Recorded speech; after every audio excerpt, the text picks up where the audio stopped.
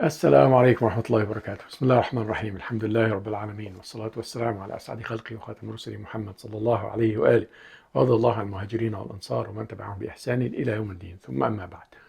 When we look at how Islamic studies is structured in terms of the classification of knowledge today, we will see that, as we mentioned, Islamic studies is structured in quite a secular way, in the sense that you are dealing with Muslim or Islamic universities and Islamic colleges to produce clergy, rather than producing people who are professional in all sorts of disciplines and studying all sorts of phenomena. And when you deal with Islamic studies, you will find a major drawback that we mentioned here and talked a lot about during the book, that has to do with the marginalization of the Book of Allah and the Sunnah of His Messenger. And this is quite a serious problem. You find people who come to write a PhD thesis that have no relation, in Islamic studies, who have no relation with the Quran and the Sunnah of the Prophet ﷺ. Why? Because they are specialized in fiqh. And they mean by fiqh the history of fiqh. They know ins and outs of the Shafi'iyya's opinions and everybody, and the difference between al-Shafi'i and al-Nawawi and al-Ghazali and what al-Juwayni did, and they immerse themselves in al-Juwayni in all of his volumes, and al-Ghazali and then they don't take a perspective from the Quran and Sunnah. And yes, the Shafi'iyya fiqh is obviously based on the Quran and Sunnah, but it doesn't have to be useful for today, and it doesn't have to apply for today. And the study of fiqh at that level of a PhD or graduate studies, they have to be critical. They have to be analytical. And you really cannot do that from within the madhab, from within what's called the usul, or the fundamental theories of the madhab. And most of the graduate studies that you see are dealing with manuscripts, editing some manuscript, spending decades sometimes of a researcher's life editing a manuscript. Very important to study history and to edit the manuscripts, but it should not be the mainstream activity of Islamic studies. The mainstream activity of Islamic studies should be about the reality. How can we apply Islam as we know it to the reality, to the social, political, economic, environmental reality, to the organizations, to the states, to the environment? How can we apply Islam in the reality of the people, not how we can compare to the Imams of the past and we choose some of the opinions here and some of the opinions there. And usually it is kind of a majority vote. When people study fiqh, especially in the historical sense, they say, well, the majority of scholars believe in that, as if this is some sort of a truth.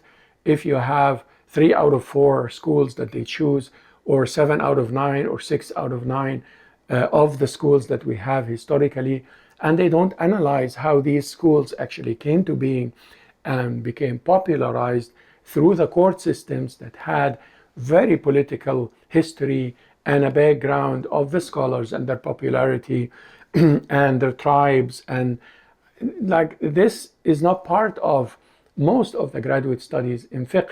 And fiqh is very limited to the history of fiqh. When you study the hadith, people have a PhD in hadith and they are very weak in Quran. And it doesn't make sense, because the hadith has to be tied to the Quran. For the sanad studies and the matan studies, the hadith is the chain of narrators and the matan, or the content of the narration.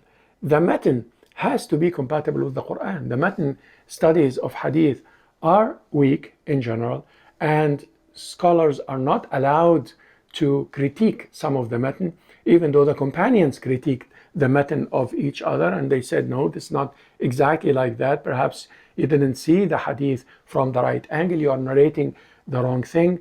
And no, this is not a science that is done and finished. There is a lot of room for critique and for comparison and for work with the hadith of the Prophet ﷺ. And the sanad too is not done and finished. We cannot just say, well, this man is authenticated by Bukhari, therefore this man is authentic. Not necessarily. Go back to the historical studies, go back to the other opinions, and see what the matan of the hadith is and how it compares and so forth. So if we stick to the history of the sciences and we simply think that editing a manuscript or copying from the history of the sciences, and we divide the history of the sciences this way, then we are not really serving Islam intellectually in our current times. When we study Islam today, you study the tafsir or the darasat al-Qur'aniyya are not really studying the Quran itself. People sitting and analyzing the book, they study the tafsir of the Quran, and they call this Quranic studies, but should be called tafsir studies, and should be called more accurately history of tafsir studies, because you are studying people from the past who did tafsir, and that is an Islamic study. But where's the Quran itself as a criterion on what al-Tabari or Ibn Kathir said, as a way of judging what Sayyid Qutb or Ibn Ashur had written for the sake of the Quran, or something that they were different about, and so forth. So tafsir, hadith, fiqh, you study da'wah sometimes, but in total isolation from communication as we know it today, and we have to develop communication as an Islamic science. So here is a schism between da'wah and communication, and then you find people who are specialized in da'wah going and taking a course in management or communication or media studies in a secular way, but they don't have a bridge between the da'wah that they study. They have a degree in da'wah and media and communication. They study it in a secular way, or they go study journalism in a secular way. There are no studies of arts from the Islamic point of view, and this is quite a problem, because arts has been weakened by some of the extreme opinions about music and painting and stuff, and therefore we let other civilizations make arts for us today, for us Muslims. The Islamic arts and the Islamic civilization had its own personality, had its own design, had its own music and its own poetry and its own literature, and it was able to teach the world a lot of civilization based on its arts. But you don't find departments of Islamic arts in Islamic universities, and you don't even allow kids in Islamic schools to draw a picture and these kinds of things. And this is becoming so destructive of what Islam is supposed to be. So arts are missing from the Islamic perspective. The tafsir, hadith, fiqh are studied as history, not as what the Quran is saying about these sciences. We ask Allah subhanahu wa ta'ala to guide us and forgive us. Wassalamu alaikum wa rahmatullah.